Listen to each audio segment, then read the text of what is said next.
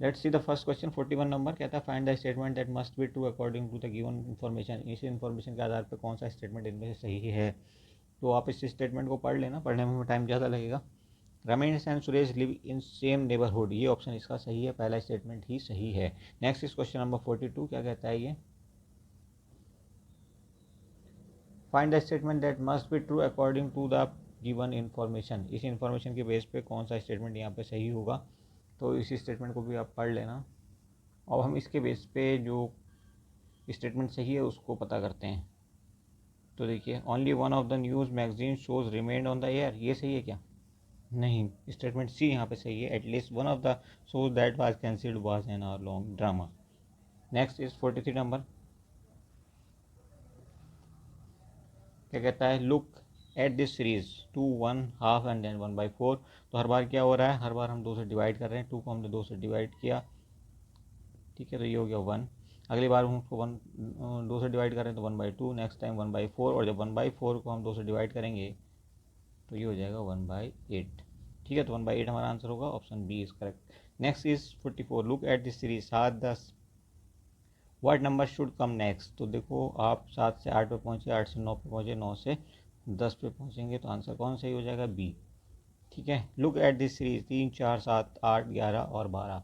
तो यहाँ पे आप देखेंगे क्या हो रहा है, 3 + 4 7, 7 + 4 11 11, और 11 + 4 करेंगे तो ये आ जाएगा 15। 15 हमारा ऑप्शन डी में दिया है, तो option D is correct. Next, fill in the blanks in the middle of the series और end of the series. Question number कौन सा है ये, क्वेश्चन नंबर है 46। ओके, तो देखो, एस के बाद हम टी पे पहुँचे, एस टी यू के बाद हमें वी मिलना चाहिए, वी आ गया, ठीक है।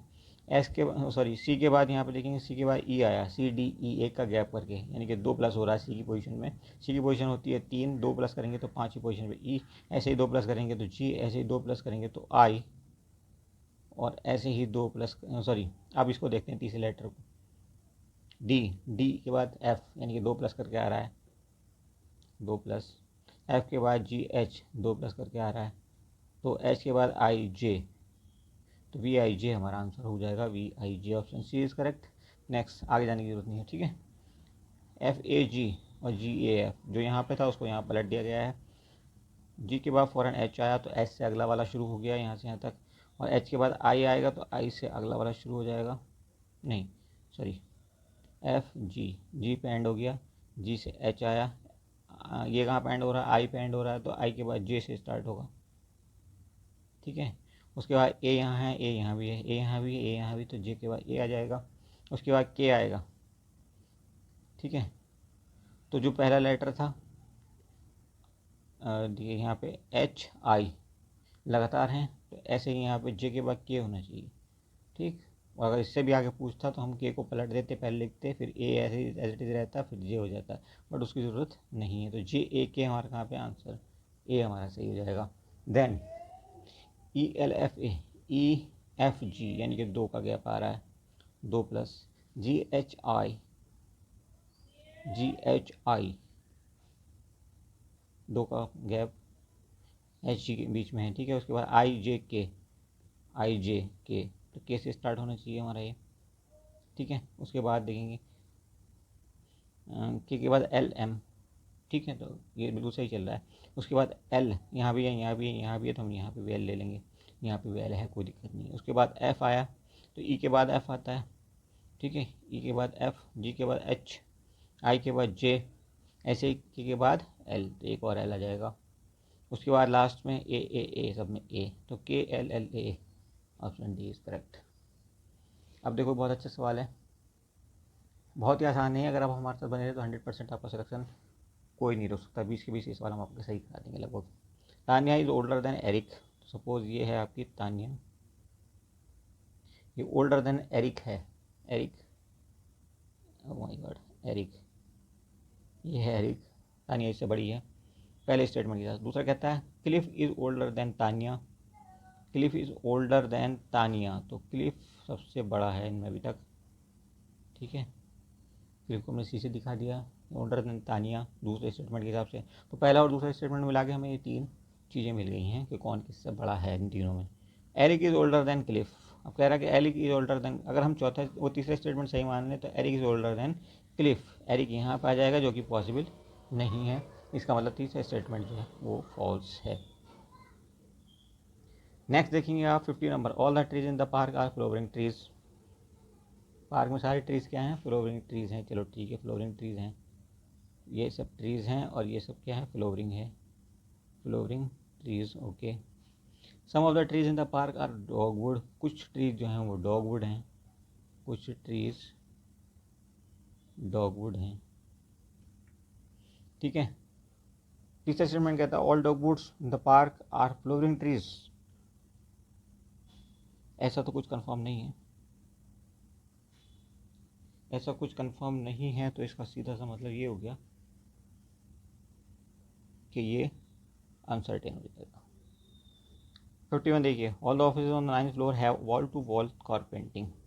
वॉल टू वॉल कारपेंटिंग है, सारे 9th फ्लोर जितने भी ऑफिसेज हैं वॉल टू वॉल कारपेंटिंग है। तो वेन डायग्राम से कैसे दिखाएंगे इसको? ऑल द ऑफिसेज, ये हैं ऑफिसेज और ऑफिसेज, और ये वॉल टू वॉल कारपेंटिंग है इन पे, wall to wall, W. Okay, no wall to wall carpeting is pink. कोई भी वॉल टू वॉल जो पार्किंग है वो कैसी है? पिंक नहीं है, वो पिंक नहीं है, किसी और कलर की हो सकती है, ठीक है। तो पिंक को हम अलग दिखा देंगे, कलर अगर हम बात करें कलर की तो। ओके, अब क्या होता है? तीसरा स्टेटमेंट कहता है no one of the offices on the 9th floor has pink wall to wall carpeting. हाँ, तो ये तो बिल्कुल ठीक है, तो 51 का ए ऑप्शन सही हो जाएगा। Okay, A is correct. Question number 52, oat cereal has more fibre than corn cereal but less fibre than brown cereal. तो इन तीनों स्टेटमेंट को पढ़ने के बाद हम कुछ इस ढंग का रिलेशनशिप पालेंगे। अब आप यहाँ पे देखिए, ये है रिलेशनशिप जो हमें इन तीनों सेंटेंस के बीच में मिला है, लेकिन एक लोचा रह गया। अब ये कंफर्म नहीं हुआ कि राइस का जो फाइबर है वो लेस देन वीट तो है, बट वीट और कॉर्न के बीच में रिलेशनशिप क्या है ये नहीं पता, दोनों बराबर हैं या कुछ, कौन छोटा है कौन बड़ा है।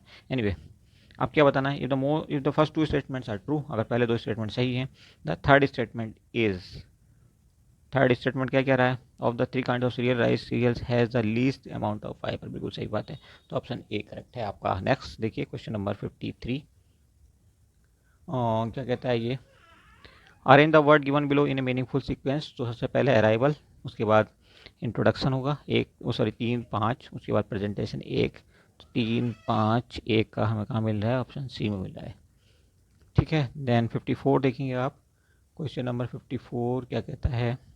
In an election between two candidates, एक इलेक्शन है दो कैंडिडेट्स के बीच में, one got 55% marks, 55% vote, the total valid vote, ठीक है। टोटल वोट कितने हैं? 7500, टोटल वोट्स आर 7500। ये हमने कुछ चीज़ ढंग से लिख लिए हैं।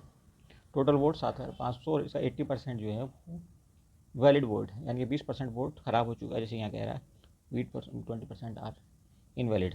इन 6000 में से 55% मिला है पहले कैंडिडेट को, तो दूसरे कैंडिडेट को कितना मिला? 45%। Second candidate will get 45%। Second candidate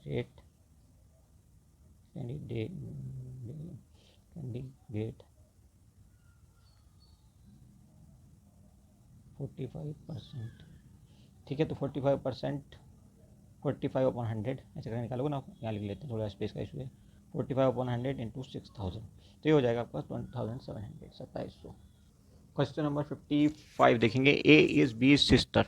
A B की सिस्टर है, B C is B is mother, ऐसे करके एक रिलेशनशिप दिया है, तो इसको देख लेते हैं कैसे ये बनेगा सवाल। अब देखिए, इसने कहा A is B is sister, इसका मतलब क्या हुआ कि ए जो है माइनस लगा देंगे क्योंकि वो सिस्टर है, फीमेल है, ठीक है। मेल के ऊपर कुछ नहीं लगाओगे तब भी चल जाएगा। बी क्या है? वो सिस्टर, यानी कि दोनों एक ही पीढ़ी में, तो हमने एक ही लाइन में, सीधी लाइन में उन दोनों को लिख दिया है। बी के बारे में पता नहीं है मेल है या फीमेल है। अब दूसरा स्टेटमेंट कहता है सी इज़ बी इज़ मदर, यहाँ पे कोई सी है उससे पहली पीढ़ी में, वो बी की मदर है, इसके ऊपर माइनस का निशान इसलिए लगा दिया हमने, लेकिन वो पिछली पीढ़ी की बात है इसलिए ऊपर करके लिखा है हमने, ठीक है जी। अब क्या कहता है तीसरा statement? D is C is father. D जो है वो सी का भी फादर है, तो डी और पिछली पीढ़ी में चला गया, लेकिन फादर है तो उसके ऊपर माइनस का निशान तो नहीं आएगा, प्लस का चाहो तो लगा दो, ठीक है जी। अब क्या कहता है अगला statement? E is D is mother, एक और पीढ़ी की बात कर रहा है, यहाँ पे ई आ गई, E is D is mother है तो माइनस का निशान लगा देंगे। अब रिलेशनशिप क्या पूछा हमसे? How is A related to D, how is A related to D, तो ए और डी का रिलेशनशिप पता करो। तो देखो, ये इसकी मदर, मतलब ये इनकी दोनों की मदर है सी, और सी का बाप है डी, यानी कि वो नाना हो गया किसका, ए का। तो ए क्या है, ग्रैंड डॉटर। कौन सा ऑप्शन सही है, ऑप्शन डी सही है। टिक करेंगे और आगे बढ़ेंगे। Next is a man spend 35 of his income on food. मान लिया उसके पास 100 रुपये हैं, 35 रुपये उसने खर्च कर दिए फूड पे। एफ फॉर फूड 35 रुपीज़ उसने खर्च कर दिए। उसके बाद बारी आती है 25 ऑन चिल्ड्रन एजुकेशन। एजुकेशन पे कितना, 25 रुपीज़। ओके, टोटल कितने खर्च कर चुका है वो अब तक, दोनों को मिला देंगे 60 रुपीज़। ठीक है, 60 रुपीज़ तो आपने खर्च कर दिया, 40 रुपीज़ बचे हैं उसके पास। Now 80% of the remaining. अब इस 40 का 80% ऑफ 40 ऑन हाउस रेंट, इस पर एच आर पे खर्च कर देता है। एच आर पे कितना खर्च कर दिया टोटल उसने, 0 0 0 0 कैंसिल, 4 ये हो गया 32 रुपीज़ उसने एच आर हाउस रेंट पे खर्च कर दिया, 32 रुपीज़। तो अब तक कितने खर्च कर दिए, 60 तो यहाँ कर दिए थे, 32 उसने और खर्च कर दिए, तो ये हो गया 92। बचे कितने उसके पास, 8 रुपीज़, चूँकि 100 रुपये उसके पास टोटल थे। तो 8% उसके बच गया, ऑप्शन बी आपका करेक्ट हो जाएगा। बहुत आसान, बहुत बढ़िया सवाल, एक भी सवाल आपको छूटने नहीं देंगे अगर आप हमारे साथ पूरे वीडियो में बन रहे। 57 नंबर देखिए, Gaurav spend 30% of his income on food. तो फूड पे उसने कितना खर्च कर दिया टोटल, जबकि उसके बाद कितने पैसे थे टोटल, 18,400। तो 18,400 का उसने 30% फूड पे खर्च कर दिया। तो टोटल ऐसे करके हम निकाल लेंगे कितना खर्च किया उसने। एक जीरो से यहाँ जीरो कैंसिल हो जाएगा, तो 5520 रुपये यहाँ पर आ जाएगा, 5520, 5520 रुपये उसने खर्च कर दिया। अब उसके बाद बैलेंस कितना बचा, उसके बाद बैलेंस बचा है 12,880 रुपये। कितना बैलेंस बचा, बैलेंस बचा 12,880 रुपीज़। ठीक है, ऐसे ही आगे निकालेंगे। आगे वो कहता है कि रिमेनिंग, यानी कि 12,880 का 40% उसने फिर खर्च कर दिया किस पे, एजुकेशन पे। तो यहाँ पे उसने टोटल कितना खर्च कर दिया, 5152। अब उसके बाद कितना बचा, इसे माइनस कर देंगे 12,880 में से, 12,880 पहले बचे थे, उसके बाद अब इतना और खर्च कर दिया। अब उसके बाद ओवरऑल बचेंगे 7,728 रुपये, 7,728 रुपये। अब क्या किया उसने, जो बैलेंस बचा उसका 50% उसने सेव कर लिया। तो उसके बाद सेविंग कितनी हो गई जी, सेविंग उसके पास हो गई, जस्ट हम यहाँ पे ले लेते हैं सेविंग। ओ माय गॉड, यहाँ थोड़ा छुप गया, इसे दोबारा करते हैं। 30% उसने फूड, दोबारा समझ लो, फूड पे खर्च किया उसने 30%, 30% ऑफ 18,400। ओके, 2 जीरो से तो आप 2 जीरो कैंसिल कर दो, इसको मल्टीप्लाई करोगे तो ये आपका टोटल कितना आ जाएगा, ये आ जाएगा 5,520 रुपये। अब कितना बैलेंस बचा उसके पास, बैलेंस उसका बचा 18,400 में से 5,520 माइनस कर दो, 18,400 माइनस 5,520, तो बैलेंस उसके बाद बचा 12,880। ठीक, अब सॉरी 12,880, थोड़ा दिखाई नहीं दे रहा, कोई नहीं, थोड़ा छोटा कर लेते हैं, अब दिख रहा है दोनों, ठीक है, वेरी गुड। अब उसके पास क्या था, अब उसने खर्च किया है 40% ऑफ द रिमेनिंग, उसका बचा कितना, इतना, इसका 12,880 का 40% किस पे खर्च किया उसने, conveyance and clothes, C and C, conveyance and cloth पे उसने खर्च किया, इसका कितना 40%। तो यानी कितना खर्च हो गया उसका, उसका हो गया यहाँ पे खर्च 5152 यहाँ से निकल जाएगा। ठीक है, अब बैलेंस कितना बचा उसके पास, पहले से था 12,880 और अब उसने और कर दिया 5152। तो अब ये बचा कितना, 7,728 रुपये, 7,728 रुपये। अब उसके बाद बैलेंस बच गया, क्लियर। अब क्या रहा, 50% ऑफ रिमेनिंग इज सेविंग। तो सेव्ड कितना सेविंग हुई उसकी, 50% यानी 50/100 इंटू 7728, सिंप्लीफाई करोगे तो ये बच जाएगा 3864, दबा लीजिए 3864, ये बच जाएगा। और ये कौन सा ऑप्शन में दिया है, ये हमें दिया है ऑप्शन ए में, तो ऑप्शन ए आपका करेक्ट होगा। ऑप्शन ए पे टिक करते हैं और आगे बढ़ते हैं। देन 58, और आसान सवाल है, 58 कहता है which word does not belong to the other. तो इंच लंबाई नापने का है, सेंटीमीटर से भी लंबाई नापते हैं, लेकिन यार्ड से हम क्या नापते हैं, यार्ड से भी लंबाई नापते हैं। ऑन्स बचा हमारा, ऑन्स डिफरेंट है क्योंकि ऑन्स से हम वजन नापते हैं, और एक ऑन्स बराबर 28.6 ग्राम, ऑलमोस्ट सॉरी 35 ग्राम, 28.35 ग्राम, कितना 28.35 ग्राम। ओके, ये आप कह सकते हो कि 16 ऑन्स मिलकर के 1 पाउंड बनाते हैं, clear. 59, which word does not belong with the others, tyre, engine, steering wheel, ये सब क्या है, कार के पार्ट हैं, तो कार अलग हो गई। Then 60 which word does not belong with the others. तो कॉर्निया, प्यूपुल, रेटिना क्या है, ये आंख के भाग हैं और सबके सब क्या करते हैं, विजन में हेल्प करते हैं। तो vision is different, vision answer बन जाएगा आपको। तो ये थे आपके 20 क्वेश्चन जो कि रीजनिंग से हमने डिटेल में आपको समझाने की कोशिश की है।